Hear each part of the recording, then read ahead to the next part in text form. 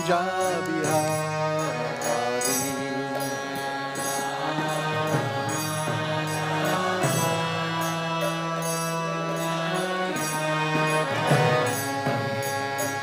Gopi Janna Vallabha Giridharadhari.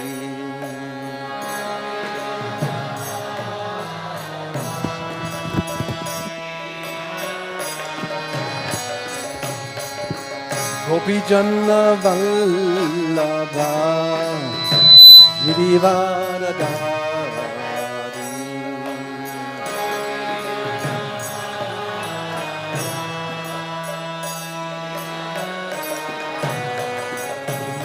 Yashodanandana vṛkṣa- mūlam.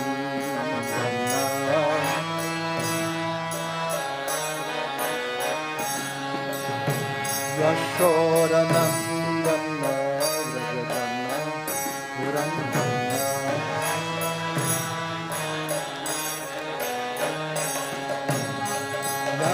Yamunatira vanacha.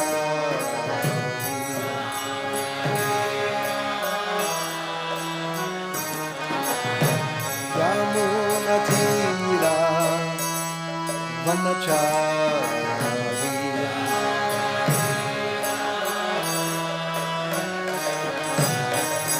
Jaya Radha Madhava Kunja Vihari.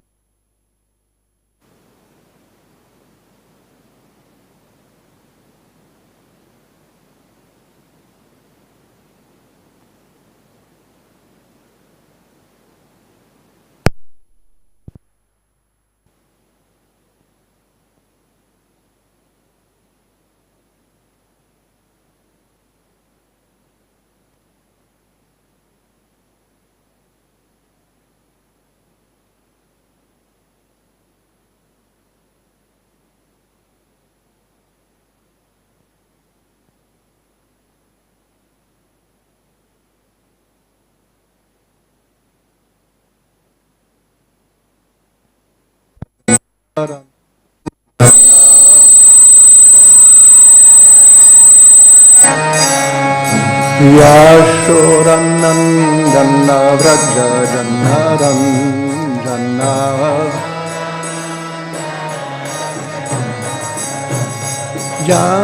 Yamunatira vanachari.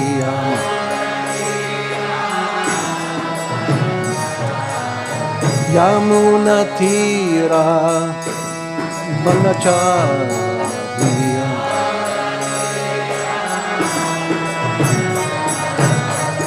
Jaya Radha Madhava Kunja Vihari.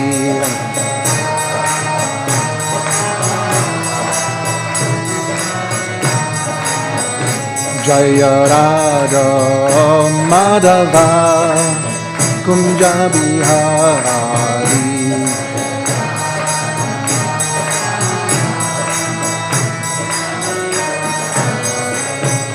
Gopi Janna Vallabha Giridharadhari.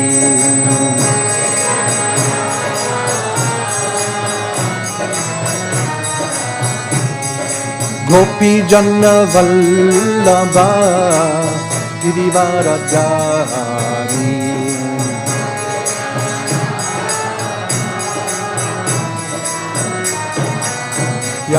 Yashodanandana vṛkṣa- mūlam. Yashodanandana vṛkṣa- mūlam. Yamunatira vanachari. Yamunatira Vanacharyam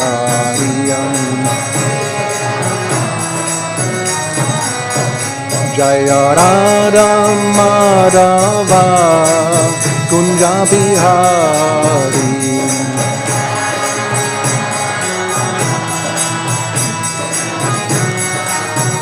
Jaya Radha Madhava Kunja Bihari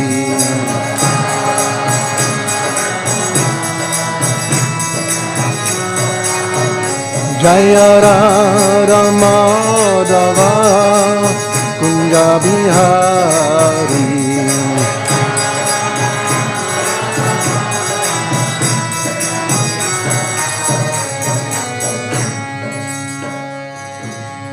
Jayam Vishnupada Paramahamsa Parivrajagacharya Ashtottara Shata Shri Srimad Divine Grace A.C. Bhaktivedanta Swami Prabhupada Ki Jai Skamsastapakacharya Srila Prabhupada Ki Jai Anantakoti Vaishnava Vrinda Ki Jai Namacharya Srila Haridas Thakur Ki Jai Prem Se Kaho Śrī Kṛṣṇa Chaitanya Prabhu Nityananda Shri Advaita Gadada Srivasari Gaura Bhakta Vrinda Ki Jai Shri Shri Radha Krishna Gopa Gopinath Shyama Kunda Radha Kunda Giri Govardhan Ki Jai Vrindavan Dham Ki Jai Navadvip Dham Ki Jai Ganga Mai Ki Jai Yamuna Mai Ki Jai Tulasi Devi Ki Jai Bhakti Devi Ki Jai Samaveta Bhakta Vrinda Ki Jai. All glories to the assembled devotees. All glories to the assembled devotees. All glories to the assembled devotees. All glories to Sri Guru E Gauranga. Namo Vishnu Padaya Krishna Prashtaya Bhutale Śrīmad Bhakti Vedanta Swami Niti Namine Namaste Sarasvatī Deve Gaurvani Vacharine Nirvishesha Shunyavari Vishatya Desha Tarine Śrī Kṛṣṇa Chaitanya Prabhu Nityananda Śrī Advaita Gadada Shivasari Gaura Bhakta Vrinda Hare Krishna Krishna Krishna Hare Hare Hare Rama Rama Rama Hare Hare Om Namo Bhagavate Vasudevaya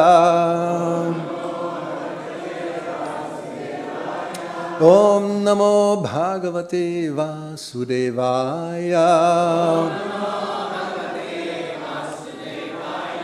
Om Namo Bhagavate Vasudevaya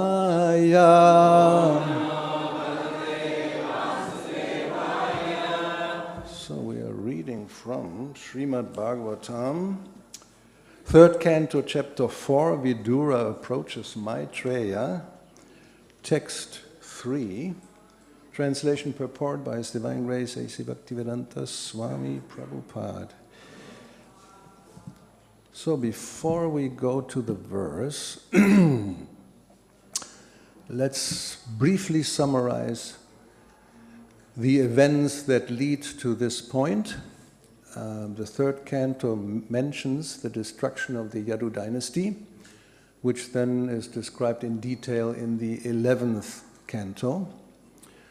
So the summary is that at one point the young princes of the Yadu and Bhoja dynasties, they made great sages very angry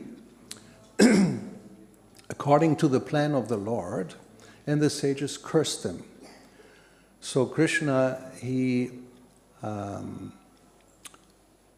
made the descendants of the Vrishni, Bhoja and Andaka dynasties go to Prabhāsa, a place of pilgrimage.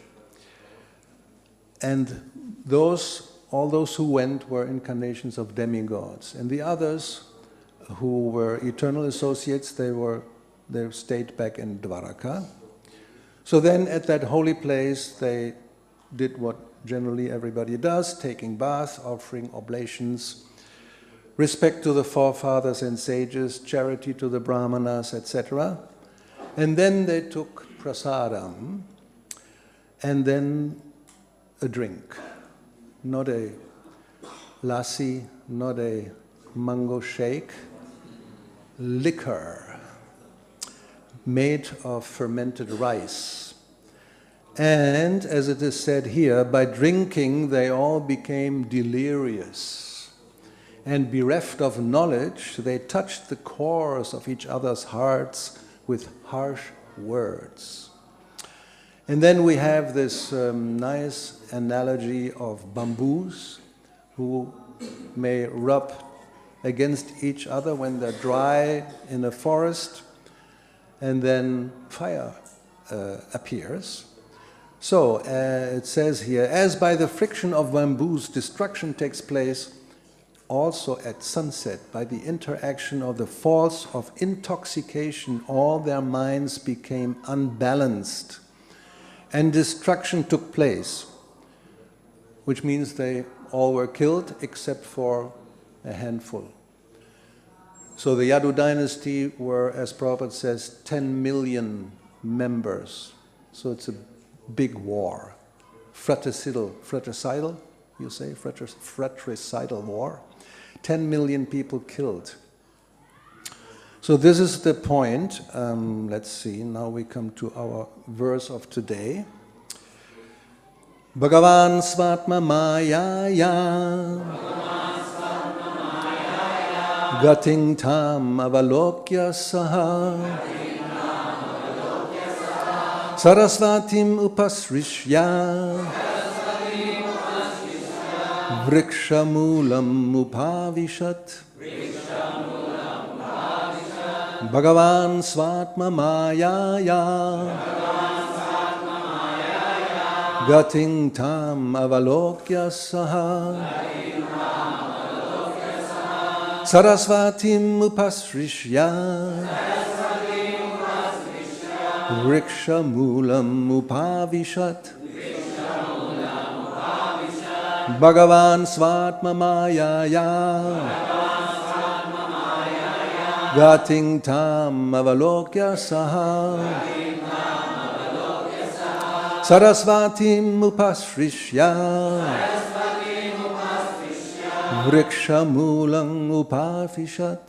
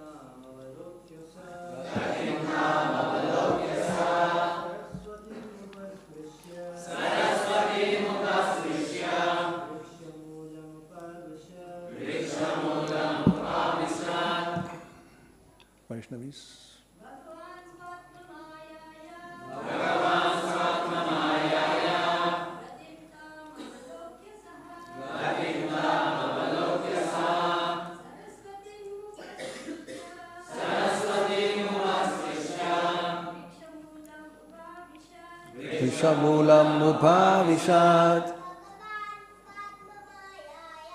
bhagavān svātma-māyāyā gatim avalokya saha sarasvatīm upaspṛśya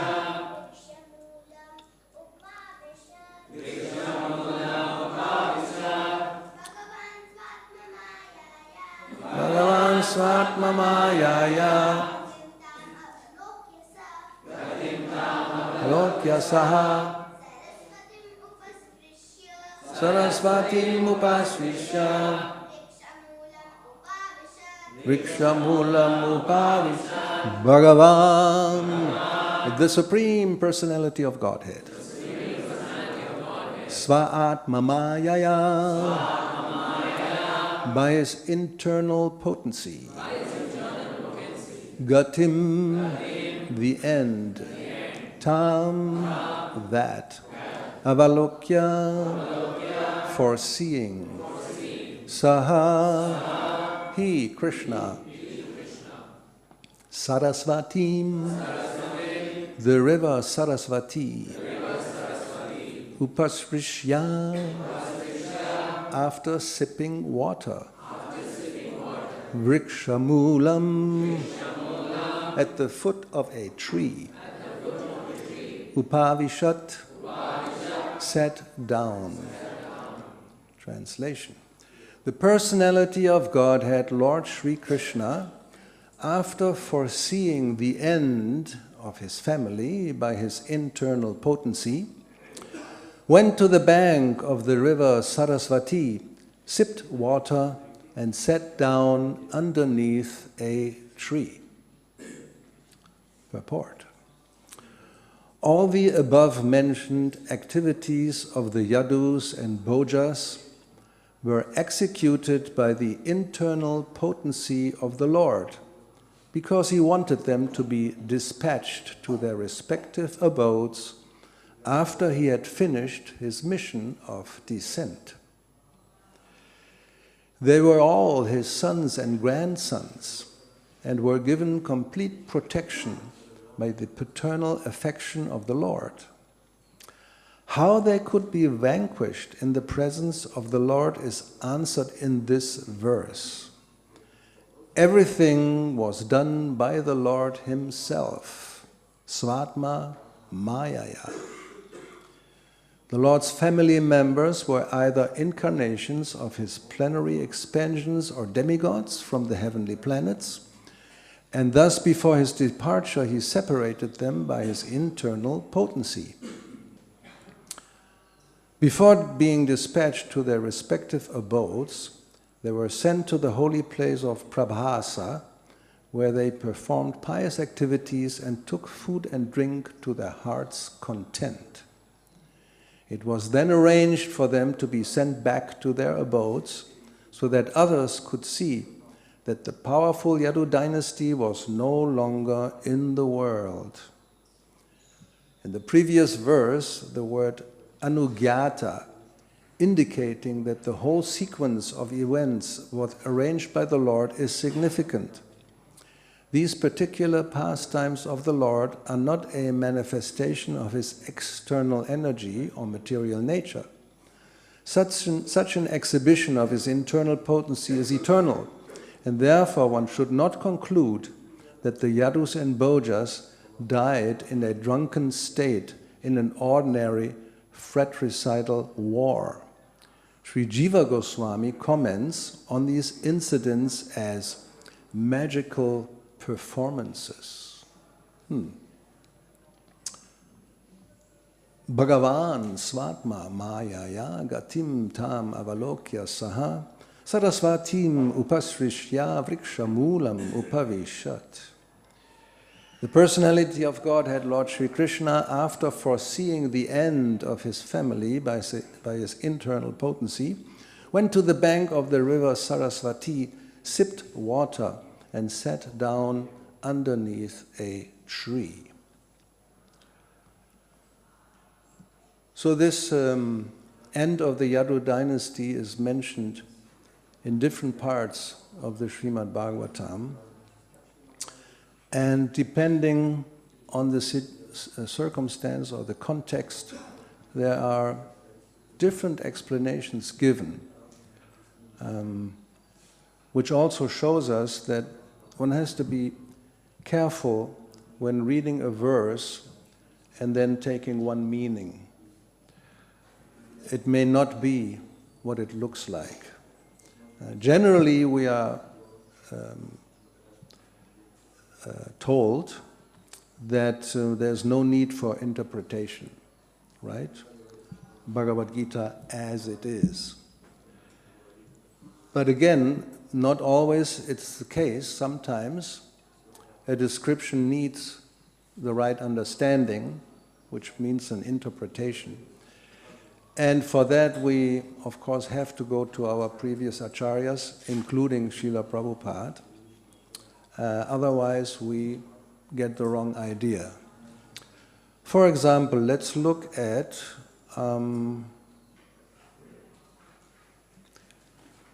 the previous chapter. It is mentioned that the Yadu dynasty, it's actually Krishna speaking. He says, so now after the battle of Kurukshetra, the burden of the earth was relieved, but still there is the Yadu dynasty, which may be a more unbearable burden. So, first thought comes, if the earth was burdened by, how you say, not unpious, what's the other word? Demonic kings. So then the Yadus dynasty is more unbearable, so maybe they are more demoniac? No. Well, we may think like that. So therefore, in the Purport, first thing Prabhupada says, there's two kinds of burdens. There is the burden of the beast and the burden of love. And Srila Vishwanath Chakravarti Thakur, he mentions the burden of love in connection to the Yadu dynasty. And he gives examples, that's Vishwanath Chakravarti saying, for example, the husband may be a burden on the young wife. Well, sometimes the young wife may be a burden on the husband. Then we have the child on the lap of a mother, may be a burden. And wealth may be a burden for a businessman. Okay. And then there is the burden of separation, which is heavier to bear than these ordinary burdens. So, when Lord Krishna referred to the burden of the Yadu dynasty on the earth, he referred to something different than that burden which is like, heavy, child on the lap, husband or wife to the spouse, wealth to the business. This is different. So the large numbers of family members born of Krishna counted some millions. And they were a source of great pleasure for the earth. So when the Lord referred to them in connection with the burden, he had in mind their imminent disappearance from the earth, and therefore such a burden is the burden of separation. And he says at the end, Prabhupada, Śrī Jīva Gosvāmī confirms this inference. So it's an interpretation. It's not evident from the verse itself, but the acharyas know what it means, so we get the right idea if we study Srila Prabhupada's books, his purports, where all this is mentioned. The next verse, also when we just read it as it is, sounds not very favorable. When they quarrel, the Yadu dynasty, among themselves, influenced by intoxication, with their eyes red like copper because of drinking, then only will they disappear. Otherwise, it will not be possible. On my disappearance, this incident will take place. So Krishna disappears, and he arranges that his family members also will disappear. And in that purport, Srila Prabhupada explains that Krishna's associates, his eternal associates, they're not subject to the laws of material nature. So therefore, this disappearance was a make-show of a fight. Or as we heard before, Śrī Jīva Gosvāmī called it a magical performance. It's a show. So this happens quite often. We will see some more examples. That Krishna makes an arrangement with his devotees to create a certain situation favorable for his mission or just for his pastimes, like that. In this purport, Prabhupada mentions Arjuna, who apparently becomes bewildered, as we can see in the first chapter. So much so that the bow slips from his hand, he begins to tremble, tears come to his eyes, and Krishna criticizes him. He calls it a weakness of heart. And in that context, sometimes Prabhupada goes along with this thread of thought, and Arjuna is depicted as somebody who is bewildered and lost his good sense. But then here Prabhupada says, just as Arjuna was made to be illusioned by family affection, and thus the Bhagavad Gita was spoken, so the Yadu dynasty was made to be intoxicated by the will of the Lord and nothing more. It's all an arrangement. Another example we have is Maharaj Parikshit, who apparently becomes thirsty and then angry when the sage doesn't respond, and he puts that dead snake on his body, and the son takes revenge by cursing him. This is also described as being the arrangement of the Lord. It's all happening by the will of the Lord. Otherwise, and also, of course, Maharaj Parikshit could have counteracted the curse. He didn't do it. And all this was taking place, why? So that Srimad Bhagavatam could be spoken.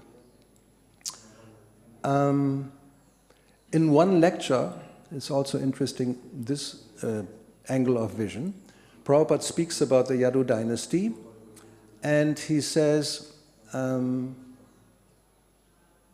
are two comments on this point that they were destroyed, or why they were destroyed.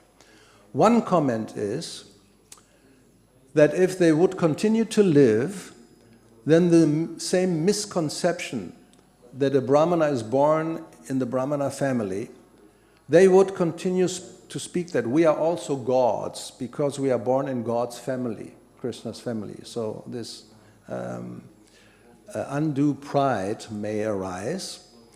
So this is one comment that is made. And then there's another comment, very interesting. So the family of Krishna, Prabhupada says, there's no power in the whole world that anybody could kill them. So Krishna planned that they should be killed amongst themselves by fighting. So that's another lesson, Prabhupada says, that if we fight amongst ourselves, even if we belong to the family of Krishna, the international Krishna society, we are ruined. This is the instance of Yadukula. Although they belong to Krishna's family directly, still, because they fought amongst themselves, they were all vanquished. So you can see these pastimes, you can see them from different angles and take different lessons. And there's no point of arguing, but it's all a show. So why would you now say that they became ruined or something like that? Well, it's the lesson for us, that we should not act in such a way that fighting amongst ourselves, the whole mission of Krishna consciousness movement becomes ruined.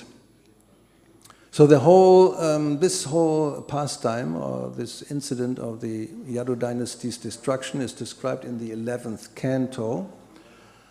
I think I will skip this and let's see some other parts. In the first canto, there's in different parts, chapter 15 for example, it's also mentioned. For example, that they fought among themselves with sticks, not even recognizing one another.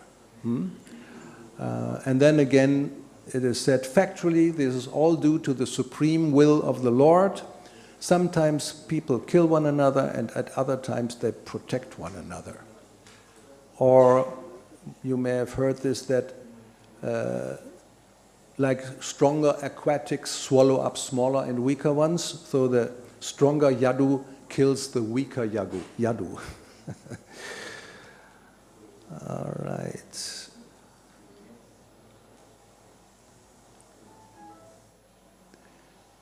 Chaitanya Mahaprabhu, he mentions this and other pastimes in Madhya Lila. It's in chapter 23.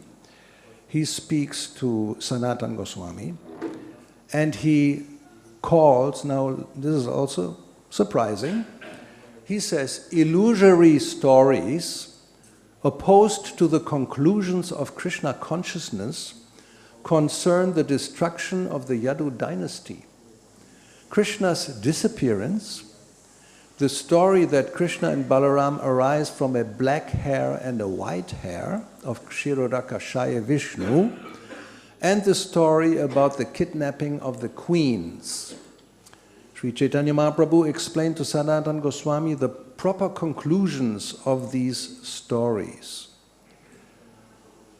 In the Purport, Srila Prabhupada speaks about all these different ones. We now go to the it's called Maushala Lila, the end pastimes. Actually, Maushala means club. So a pastime where they fight each other with clubs. So some of Lord Krishna's pastimes are mentioned in the Mahabharata as Maushala Lila. They include the stories of the destruction of the Yadu dynasty, Krishna's disappearance, his being pierced by a hunter's arrow, the story of Krishna's being an incarnation of a piece of hair, Kesha avatar, as well as Mahishi Harana, the kidnapping of Krishna's queens. And now, Prabhupada says this, actually, these are not factual, but are related for the bewilderment of the asuras, who want to prove that Krishna is an ordinary human being. They are false, these stories. They are false in the sense that these pastimes are not eternal, nor are they transcendental or spiritual. So, are we bewildered?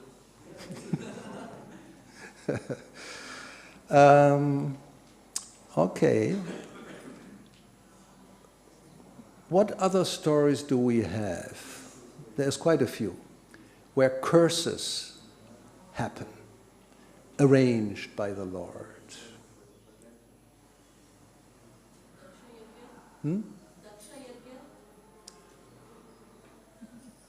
Yeah, maybe. Jai Vijay, thank you, yes. So this is an interesting one. And there's a lot of interesting comments by Srila Prabhupada, so let's look at that. We know the story, very simple summary. 4 Kumaras want to see Vishnu, come to Vaikunta. The Jai Vijaya, the doorkeepers, they don't let them in. The 4 Kumaras become angry, curse them to go down to the material world. So,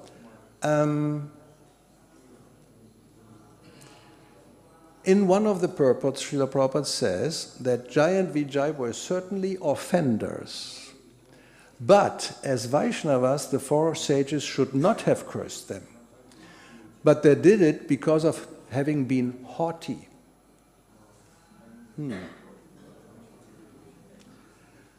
This sounds all strange. Jai Vijay are offenders, and the 4 Kumaras have become proud, and therefore they curse them.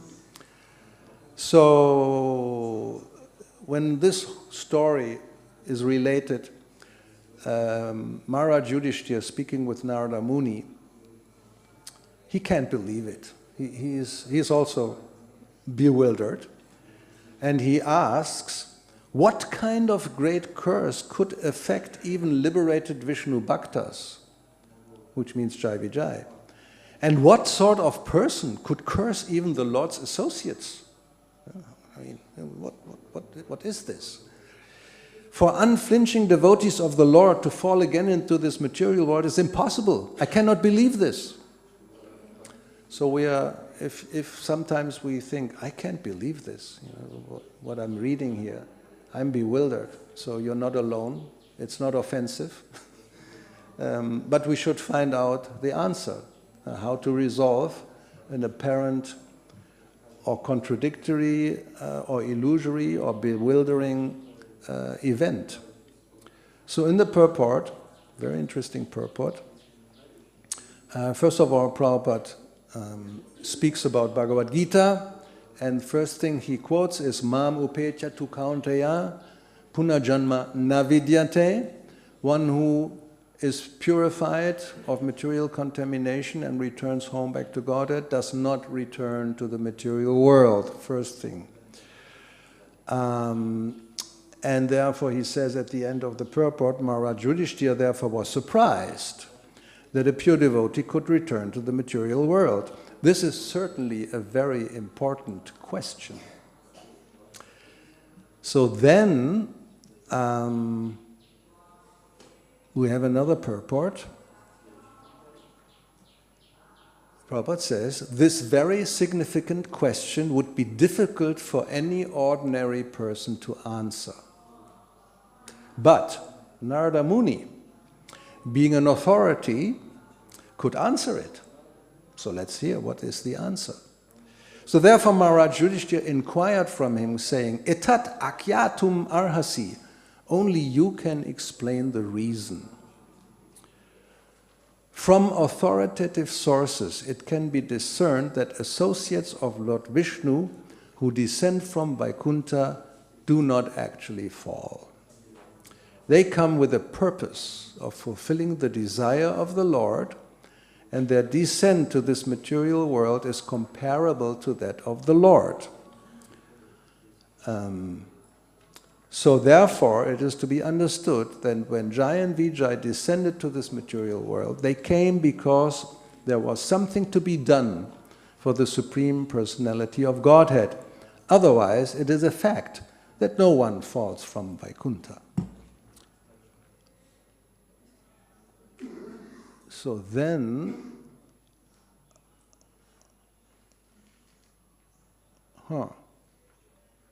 here again at the end of this purport, Prabhupada says, Maharaj Yudhishthira says, Ashradeya ivabhati. Now Ashradeya means Ashraddha. Shraddha means faith or a conviction. And Ashradeya, I can't understand this, I don't believe it. So that the statement that a servant of the Lord could fall from Vaikuntha seems unbelievable, Prabhupada says. How Jai and Vijay came to that is explained by Narada Muni, and then, the story, Narada Muni will explain the reason that the Lord wanted to fight. In the material world, he doesn't have a worthy opponent, so his devotees come, and it's like, taking playing a role, like in a theater, a mock fight, like that. Then let's see, I mentioned Maharaj Parikshit. We see a few quotes, which also indicates what I said. By placing King Parikshit in an awkward position, the incarnation of Srimad Bhagavatam was created by the will of the Lord. So the situation in this case was therefore all planned by the Lord. But again, then in one purport, although it's all arranged by the Lord, still we get lessons. He calls Shringi a foolish boy. You may say, but he's an instrument. Why is he now foolish? He's just playing a part in this arrangement. No, he's a foolish boy out of sheer vanity of being a Brahmana's son. He is cursing. So you can see simultaneously different things are happening. He's an instrument, okay, but at the same time, his own situation is that because of being a Brahmana's son, he's proud, and therefore foolishly he curses a king. And therefore, Prabhupada says, by cursing the king, the foolish Shringi had committed not only a sin, but also the greatest offense. But it's arranged by the Lord. Why is he now an offender? So we have to accommodate these apparently contradictory things. And actually Prabhupada says, although Maharaj Parikshit's situation was planned by the Lord, the sage, his son, and the king are depicted as exhibiting undesirable qualities and being responsible for their actions which seem to be contradictory. So it's not sometimes easy to understand these things as they are described when we just take them as there is and don't have, further, more profound knowledge.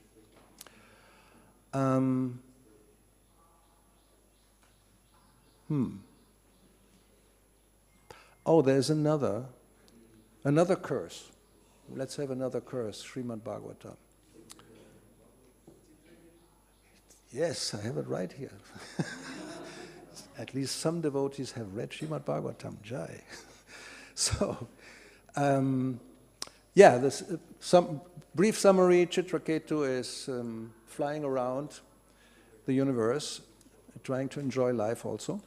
And he comes upon Shiva having Parvati on his lap, and he laughs.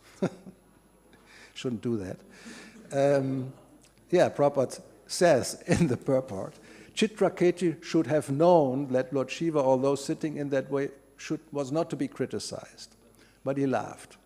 The difficulty was that Chitraketu, having become a great devotee of Lord Vishnu, Sankarshan, was somewhat proud. And thought that he could now criticize anyone. Even Lord Shiva. This kind of pride in the devotees never tolerated. So therefore Mother Parvati was justified in punishing Chitraketu, for Chitraketu impudently criticized the Supreme Father, Mahadev, who is the father of all living entities. A pure Vaishnava should be very careful to engage in his specific duty without criticizing others. So that's one angle of vision. Now we get the other angle of vision. In effect, Lord Shiva told Parvati, both Chitraketu and I are always very dear to the Supreme Lord. In other words, both he and I are on the same level as servants of the Lord. We are always friends. And sometimes we enjoy joking words between us.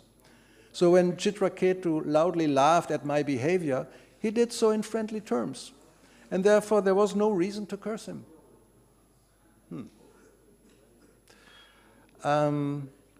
So then Prabhupada says,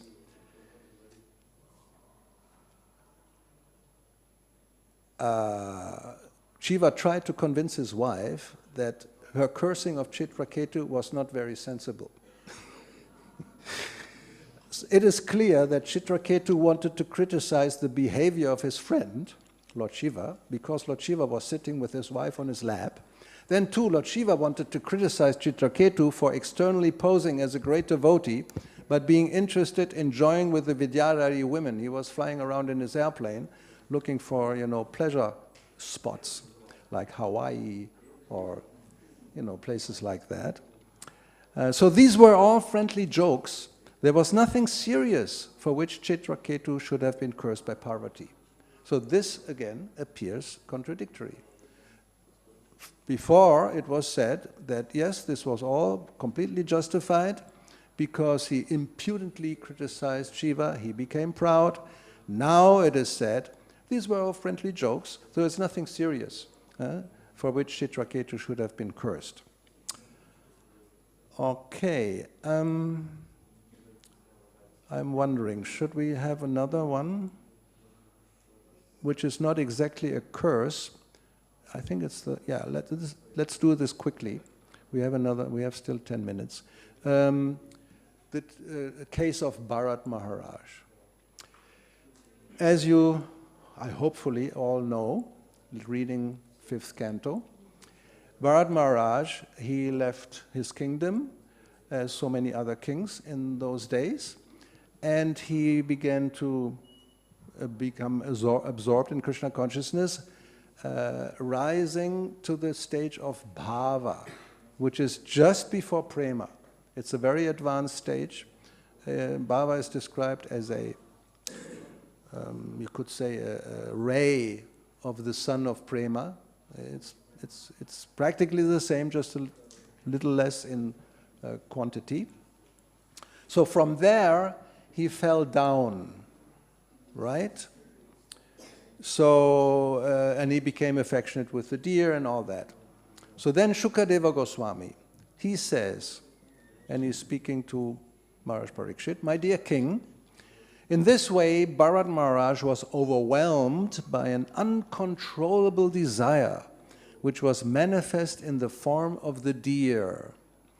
Due to the fruitive results of his past deeds, he fell down from mystic yoga, austerity, and worship of the Supreme Personality of Godhead. If it were not due to his past fruitive activity, how could he have been attracted to the deer after giving up the association of his own son and family, considering them stumbling blocks on the path of spiritual life? How could he show such uncontrollable affection for a deer?" I mean, well, of course, not so difficult to understand nowadays. People have uncontrollable affection for dogs. I mean, I'm not going to get into this, but wherever I go, the worst thing are the dogs of the neighbors. Everybody has a dog. I was just in Chile. We had, some program in the park. Every single person walking in that park had a dog. And sometimes not one dog, two dogs. You have two hands, you can have two dogs. And some more, anyway. So affection for a deer is actually a very elevated type of affection compared to an ugly dog. And, they bark all the time for nothing. So it's really, a deer doesn't bark. So if you want to have a pet, take a deer. Don't take a dog. No, seriously. Cats and dogs, and nowadays, of course, they also have serpents. You may have seen. They take it as a how you say, un collar, necklace, right. Birds, spiders, if you're a goth type of person, everything black, and you have a black spider on your shoulder. Even alligators. There was an instance, a guy had an alligator in his basement in a type of small pool, small alligator. So they became friends, right? And then when the alligator was growing up, at one point, they just ripped off the whole arm and ate it. So don't take an alligator as a pet. So we continue here. So now, Bharat Maharaj became so much affectionate to this deer, and Shukadeva Goswami says this was definitely due to his past karma. That's it. Now, Prabhupada in the Purport, he says, a question may be raised. How can a devotee be affected by his past misconduct and vicious activities, by his karma? And he quotes Brahma Samhita, Karmani nirdadhati kintu cha bhakti bhajan. For those engaged in devotional service, bhakti bhajan, the results of past deeds are indemnified, which means they are, erased, eliminated. According to this, Bharat Maharaj could not be punished for his past misdeeds. The conclusion must be that Maharaj Bharat purposefully became over-addicted to the deer and neglected his spiritual advancement. Purposefully. Why?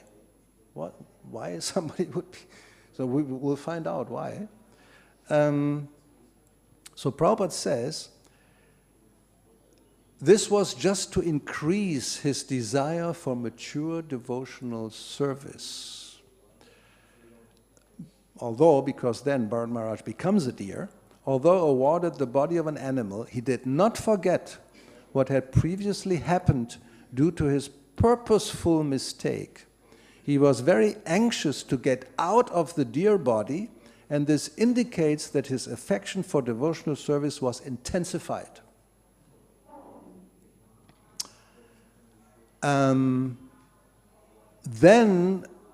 there's a commentary by Vishwanath Chakravarti Thakur, who also speaks about this, and surely Prabhupada took it from there. He says, that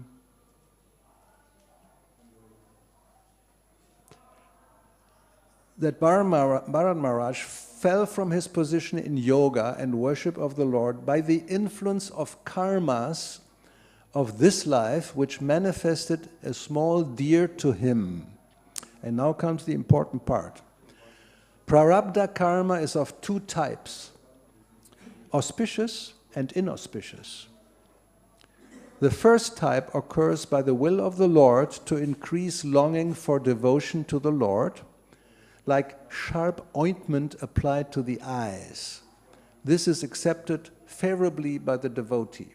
So it's possible that apparently karma is experienced, but it's the first type, the auspicious type of prarabdha karma, which is arranged by the Lord for us to advance. Being similar to prarabdha karma, it is accepted as such, so therefore the same word is used, which sometimes also may bewilder us. It's called also prarabdha karma, but it's of two types. So the second type, of course, is the result of actions of previous lifetimes, which is the ordinary karma that one has to suffer. So then, he says, Vishwanath Chakravarti Thakur, so that Bharat Maharaj fell from worship of the Lord by the will of the Lord. How else could he fall? Except by prarabdha karma arranged by the will of the Lord. All right. Under the influence of his good prarabdha karma, Bharat took care of the deer. So it was arranged by the Lord for the purpose of increasing his longing for bhakti. So I'll stop here. We have officially 4 minutes. Any comments or questions? Yes, please. Oh, he gets a mic. Good. Hare Krishna. Good? Hare Krishna. Okay. Thank you for class, Maharaj. My question is, how much of the events in our lives can we consider the direct arrangement of Krishna? Better you don't think like that. I mean, it may be, but actually, if it happens to us, we never, think that this is an arrangement of the Lord. We should think it's my fault, right? Like, for example, suffering. This tatenukampam susamikshamano, bunjana evatma kritam vipakam, means the devotee, when there is suffering, he will think, this is due to my own evat kritam, my own activity. I am now reaping that fruit. One does not think, it's the fault of somebody else. It could be. So it may be that it's an arrangement by the Lord, but then one has to see the result of the activity. If it increases bhakti, then it's positive. Yeah, more or less. Okay. Thank you. Yeah. Oh, you have to get a mic also, yes. We have...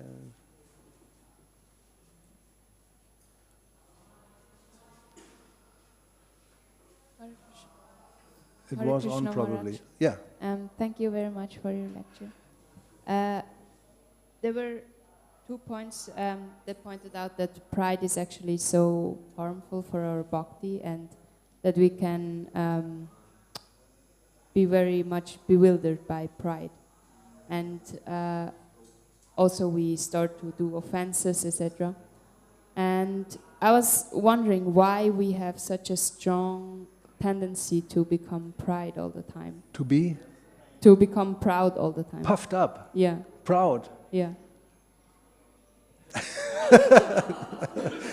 I mean, interestingly, in Bhagavad Gita, when Krishna begins to enumerate the qualities of demons, right, in the 16th chapter, what are the first 3? Damba, Darpana, Abhiman, which are practically synonymous. Damba is pride. Darpana, which actually means mirror. You look at the mirror and say, how do you, well, you look nice. You know. So that's vanity. And then abhiman, this false conception that I'm this and I'm that, and probably you're feeling like, we're very important or very great.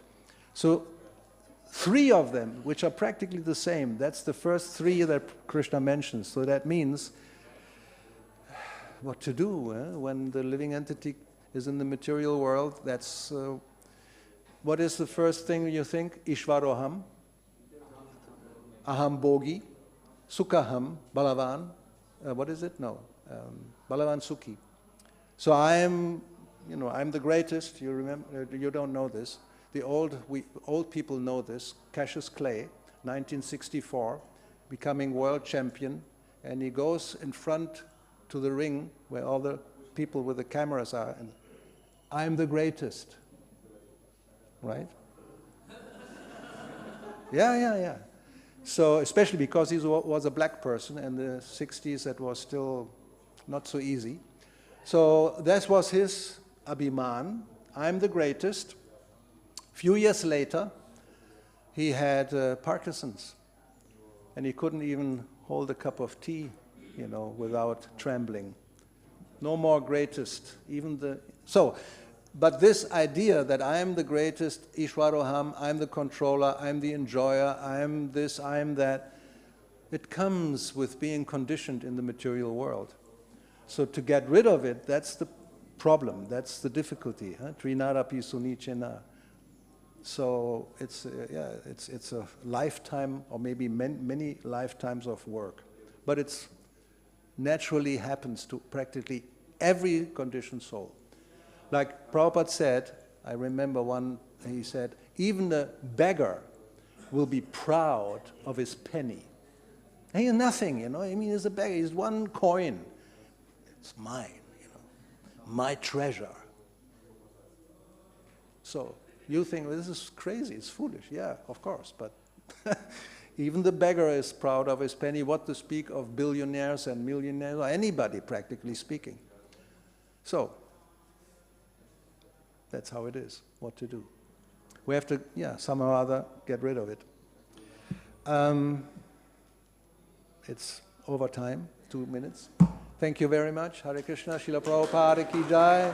Grantha Srimad Bhagavatam, Gaura Bhakta Vrinda ki jai.